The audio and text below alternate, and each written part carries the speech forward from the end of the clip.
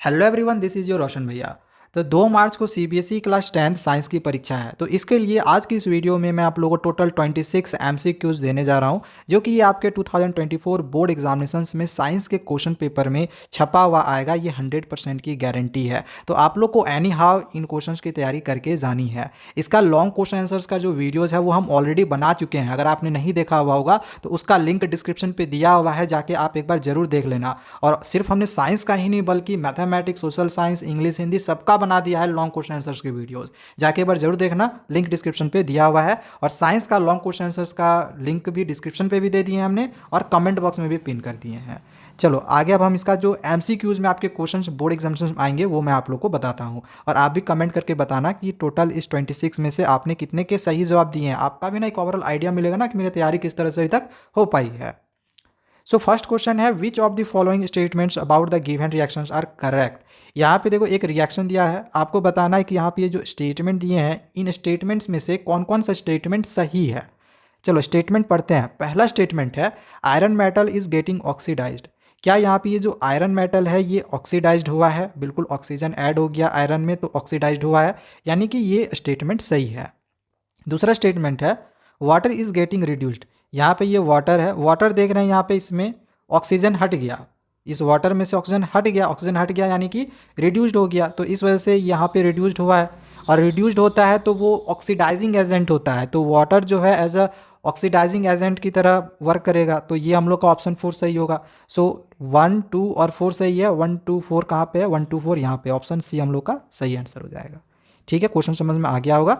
Second question को समझते हैं। सेकेंड क्वेश्चन है, which of the following are exothermic process. आपको बताना है इसमें से अब जो स्टेटमेंट दिया है कौन कौन सा एक्सोथर्मिक है।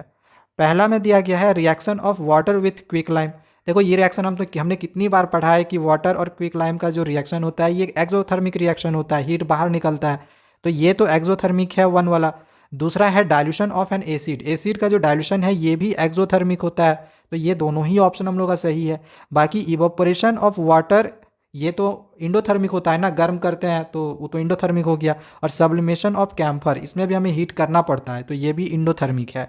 यानी कि स्टेटमेंट जो है 1 और 2 सही है। अब देख रहे हैं ऑप्शन में 1 और 2 नहीं है, कहीं पर भी नहीं है, आपको दिखाई दे रहा है यहाँ पे, हमें शायद कहीं पर भी दिखाई नहीं दे रहा है। कहीं कभी कभी एग्जामिनेशन में क्या होता है कि स्टेटमेंट गलत सही रहता है लेकिन ऑप्शन भी गलत दे देते हैं। तो इसमें अगर नहीं रहेगा तो ए और सी दोनों में से कोई एक से सही होगा। इसमें से आपको 4 हटा के यहाँ पे इस तरह से 2 कर देना है और ये आपका ऑप्शन ए सही हो जाएगा। कभी कभी ऑप्शन गलती रहता है एग्जामिनेशन में, इसको ध्यान रखना। तो ऑप्शन गलत रहे लेकिन आपको सही बना के आना है, ठीक है। नेक्स्ट आगे क्वेश्चन नंबर 3 है, वेन एजी यानी कि silver is expose to air it gets a black coating off. जब सिल्वर को हम एयर पे खुला छोड़ दे, बाहर रख दे, तो इस पर एक ब्लैक कोटिंग चढ़ जाता है। तो ये ब्लैक कोटिंग क्या है? सिल्वर नाइट्रेट है, सिल्वर सल्फाइड है, सिल्वर ऑक्साइड है, या सिल्वर कार्बोनेट है? इसका राइट आंसर होगा ऑप्शन बी, सिल्वर सल्फाइड।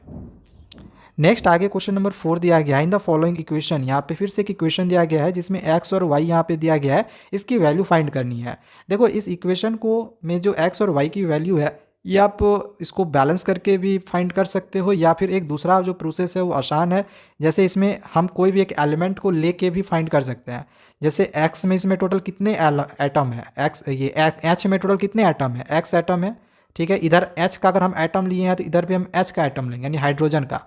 तो यहाँ पे हाइड्रोजन के 4 एटम है तो एक्स का वैल्यू डायरेक्ट हम 4 कर देंगे, ठीक है। तो एक्स की वैल्यू 4 होगी। यहाँ पे देख रहे हैं पहले एक्स और वाई है तो एक्स की वैल्यू 4, यहाँ पे ऑप्शन सी आ रहा है, ये हम लोग का सही आंसर होगा। बाकी आप वाई निकाल सकते हो। देखो इधर वाई यहाँ पे है, नाइट्रोजन को लेकर इस बार करते हैं, ठीक है। नाइट्रोजन में यहाँ पे वाई है, नाइट्रोजन यहाँ पर भी है, देखो इसमें भी नाइट्रोजन के 2 एटम है तो इसमें हम ऐड कर दिए।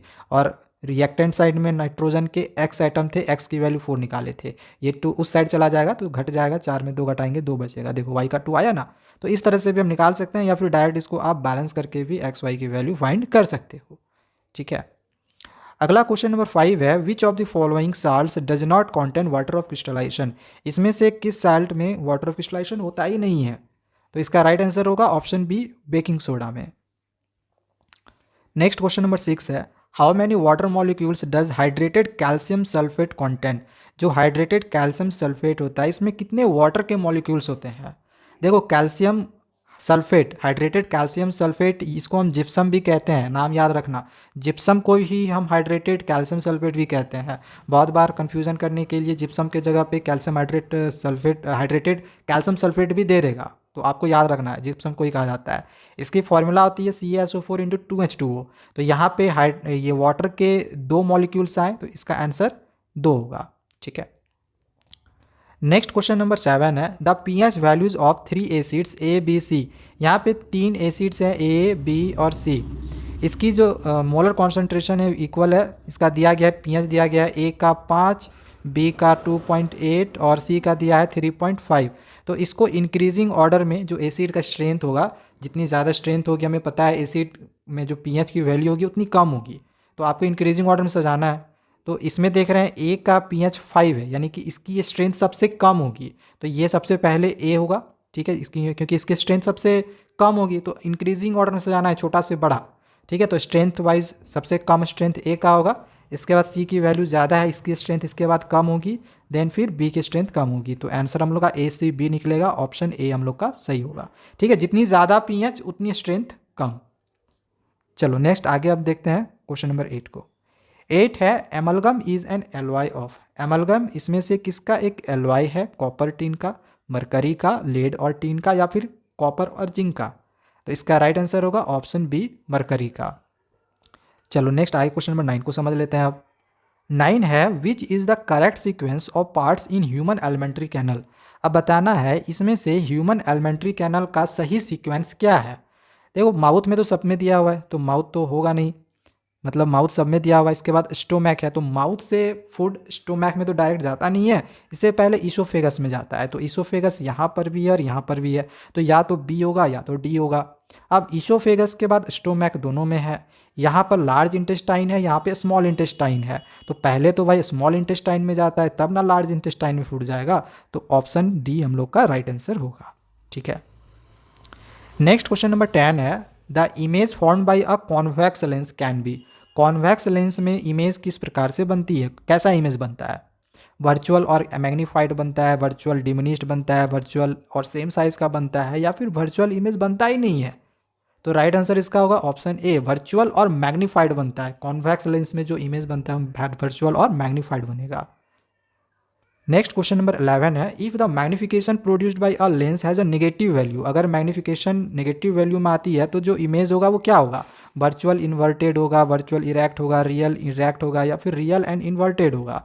तो इसका जो राइट आंसर होगा वो ऑप्शन बी होगा, वर्चुअल और इरेक्ट होगा। ठीक है, याद रखना। नेक्स्ट क्वेश्चन नंबर 12 है एट नून, दोपहर के समय में जो सन है वो वाइट कलर का अपीयर करता है, वाइट कलर का दिखता है, क्यों? तो ऑप्शन में दिया गया है blue colour scattered the most, सबसे ज़्यादा ब्लू कलर स्कैटर्ड होता है इस वजह से, रेड कलर सबसे ज़्यादा स्कैटर्ड होता है इस वजह से, या फिर लाइट सबसे कम स्कैटर्ड होता है इस वजह से, या फिर all the colours of the white light are scattered away. Right answer इसका क्या होगा? ऑप्शन सी, लाइट उस समय सबसे कम स्कैटर्ड करता है, इस वजह से सन जो है दोपहर के समय में वाइट कलर का अपीयर करता है। 13 है the defect of the eye in which the eyeball becomes too long. जब आई बॉल बहुत बड़ा हो जाता है तो वो किस प्रकार का आई में डिफेक्ट आता है? मायोपिया होगा, हाइपरमेट्रोपिया होगा, प्रिस्बायोपिया या कैटरैक्ट। तो राइट आंसर इसका होगा ऑप्शन ए, मायोपिया। क्वेश्चन नंबर 14 है acid rain is caused by the oxides of. इसमें से किस ऑक्साइड्स की वजह से एसिड रेन्स होता है? तो इसका जो ऑप्शन दिया गया है, कार्बन दिया गया है, नाइट्रोजन ओनली, सल्फर ओनली, या फिर सल्फर एंड नाइट्रोजन दोनों। तो राइट आंसर इसका ऑप्शन डी होगा, सल्फर और नाइट्रोजन दोनों ही होगा। नेक्स्ट क्वेश्चन नंबर 15 है which of the following is biodegradable. अब बताओ इसमें से बायोडिग्रेडेबल कौन सा है? Aluminium can, polythene bag, cow dung, या फिर डीडीटी। तो राइट आंसर इसका क्या होगा? Option C, cow dung. Cow dung biodegradable होता है। ठीक है, क्वेश्चन नंबर 16 है यहाँ पे देखो एक फूड चेन करके दिखाई दिया गया है, बताना है देखो इसमें दिया है कि जो 4th ट्रॉफिक लेवल है इसकी जो एनर्जी है, 4th ट्रॉफिक लेवल मतलब इसकी जो एनर्जी है वो 4 किलो जूल है। तो इसमें बताना है कि प्रोड्यूसर का जो एनर्जी है वो कितना होगा, मतलब कितना था। तो इसमें ऑप्शन दिया है 440, 400 या फिर 4000। इतना हमें पता है कि 10% जो एनर्जी है वो ट्रांसफ़र होती है। तो इसमें अगर 4 है तो फ्रॉक का 40 होगा, इसका 400 होगा, इसका 4000 होगा। तो राइट आंसर 4000 होगा, क्योंकि प्रोड्यूसर तो ये है ना, प्रोड्यूसर का हमें एनर्जी बताना है। ठीक है, तो ये हम लोग का 4000 किलो जूल होगा। नेक्स्ट आगे अब क्वेश्चन नंबर 17 दिया गया है, which of the following chemicals causes depletion of the ozone layer. Ozone layer में डिप्लीशन के इनमें से कौन सा केमिकल का एक कारण है, किस केमिकल के कारण ओजोन लेयर में डिप्लीशन हो रहा है? कार्बोनेट, टेट्राक्लोराइड, मीथेन, क्लोरोफ्लोरोकार्बन या फिर कार्बन मोनोऑक्साइड। राइट आंसर इसका क्या होगा? Option C, chlorofluorocarbon. Question number 18 है, which among the following is not sexually transmitted. इसमें से कौन सा डिजीज सेक्सुअली ट्रांसमिटेड नहीं होता है? एड्स, हेपेटाइटिस, सिफिलिस या फिर गोनोरिया। तो राइट आंसर इसका होगा ऑप्शन बी, हेपेटाइटिस। बाकी ये सब जो है सेक्सुअली ट्रांसमिटेड डिजीज हैं, ठीक है। क्वेश्चन नंबर 19 है, an animal which can reproduce by budding is. Animal जो कि बडिंग के द्वारा रिप्रोड्यूस होता है, कौन सा एनिमल बडिंग के द्वारा रिप्रोड्यूस होता है? प्लेनारिया, ईस्ट, हाइड्रा या फिर ये सब सारा। राइट आंसर इसका होगा ऑप्शन सी, हाइड्रा। हाइड्रा जो होता है वो बडिंग के थ्रू जो होता है वो रिप्रोड्यूस होता है, याद रख लेना। क्वेश्चन नंबर 20 है, which of the following acts as both endocrine and exocrine gland. अब बताना इसमें से कौन सा ग्लैंड ऐसा है जो इंडोक्राइन और एक्सोक्राइन दोनों की तरह एक्ट करता है? पेनक्रियाज, थायराइड, एड्रिनल या लीवर। राइट आंसर इसका होगा option A, pancreas. Question number 21 है, which plant hormone promote cell division. इसमें से कौन सा plant hormone cell division promote करता है? ऑक्सिन, गिबरलिन, साइटोकिनिन या फिर एब्सिसिक एसिड। तो इसका राइट आंसर होगा option C, cytokinin. Question number 22 है, which gland secretes the growth hormone. अब बताना है कि इसमें से कौन सा ग्लैंड ऐसा है जो ग्रोथ हार्मोन सीक्रेट करता है? Pituitary gland, thyroid gland, pancreas या फिर एड्रिनल। तो इसका राइट आंसर होगा option A, pituitary gland. Question number 23 है, how many pairs of cranial nerves are present in man. Man में क्रैनियल नर्व्स कितने पेयर में प्रेजेंट हैं? 10, 12, 14 या 16। तो राइट आंसर होगा ऑप्शन बी, 12। क्वेश्चन नंबर 24 है, a fuse wire is inserted in which wire. Fuse wire को कौन से वायर में इंसर्ट किया जाता है? लीव वायर में, न्यूट्रल वायर में, अर्थ वायर में या फिर किसी भी वायर में हम कर सकते हैं। तो इसका जो राइट आंसर है ये हमारा ऑप्शन ए होगा, लीव वायर में, ठीक है। याद रखना कि फ्यूज को हम लीव वायर में इंसर्ट करते हैं। क्वेश्चन नंबर 25 है, the magnetic field lines inside a current carrying solenoid are. Current carrying solenoid अंदर में जो मैग्नेटिक फील्ड लाइंस बनती है कैसा बनता है? ऑप्शन ए है, along the axis and parallel to each other, circular but they do not intersect each other, circular at the ends inside the solenoid या फिर ये सब सारा। तो इसका आंसर होगा option A, along the axis and parallel to each other। Axis के along बनता है और साथ ही पैरेलल होता है एक दूसरे से। नेक्स्ट क्वेश्चन नंबर 26 है, electric supply in homes and factories are. Homes और फैक्ट्रीज का इलेक्ट्रिक सप्लाई, देखो होम्स का और फैक्ट्री का दोनों को बताना है। तो होम का तो 220 वोल्ट होता है और फैक्ट्री का होता है 440 वोल्ट, ठीक है। तो यहाँ पे होम का 220 वोल्ट है, फैक्ट्री का 440 वोल्ट है, यानी कि ऑप्शन सी हम लोग का सही होगा, ठीक है, ये वाला ऑप्शन सी। तो ये हमने 26 क्वेश्चन टोटल कंप्लीट कर दिए हैं। आई होप ने कि आपने भी क्वेश्चन के ज़्यादा से ज़्यादा सही जवाब दिए होंगे। तो आप भी अभी हमें कमेंट करके बताना अगर आपने पूरा वीडियो देख लिया है, दैट मीन्स कि आपने क्वेश्चंस ज़रूर नोटिस किए होंगे कि हमने कितने के सही जवाब दिए हैं नहीं दिए हैं। तो कमेंट करके ज़रूर बताओ कि इस 26 में से आपने कितना का सही जवाब दिया है। और ये क्वेश्चन आपके बोर्ड एग्जामिनेशन में गारंटी आएगा। अगर आपने इतने क्वेश्चन कर लिए ना तो साइंस में और आपको ज़्यादा टेंशन लेने की ज़रूरत नहीं है। बाकी लॉन्ग क्वेश्चन आंसर्स की तैयारी कर लो, वीडियो का लिंक डिस्क्रिप्शन पे में भी मिल जाएगा, आप लोग को कमेंट बॉक्स में भी मैंने पिन कर दिया है।